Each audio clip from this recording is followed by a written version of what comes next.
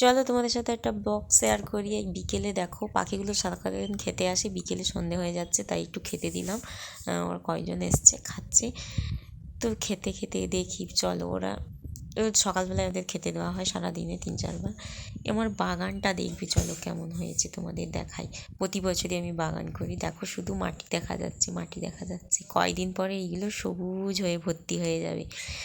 তো এখানে আছে 8-9 রকমের তলা আছে, যেমন পালং, পিড়িং, ধনে, নোটে, গাজর, দিকতলা, তারপরে মেথি, কালো জিরে, অনেক রকমের।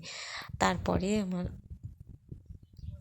এগুলো সবে একটু একটু ছোটো ছোটো গাছ দেখা যাচ্ছে, পরে এগুলো কয়দিন পরে বড় হয়ে মাটি আর দেখা যাবে না, এখন মাটি দেখা যাচ্ছে। তো এদিকে আছে আমার বাঁধাকপি, ফুলকপি, ওলকপি, ব্রকলি, তারপরে একটু পেঁয়াজ বসিয়েছি, রসুন। এই হচ্ছে আমার বাগান শীতের। তো কয়দিন পরে এইগুলো একদম ভর্তি হয়ে যাবে, তখন দেখতে আরও ভালো লাগবে, তখন তোমাদের সাথে শেয়ার করব। এখন সবে শুরু করেছি।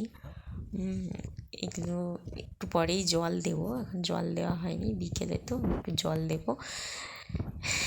এই যে ছোট্ট থেকে বড় করা গাছগুলোকে কি ভালো লাগে, এরা মানে দানা থেকে অঙ্কুরিত হয়ে গাছ বেরোচ্ছে, নিজের হাতে তৈরি করা তো অসাধারণ।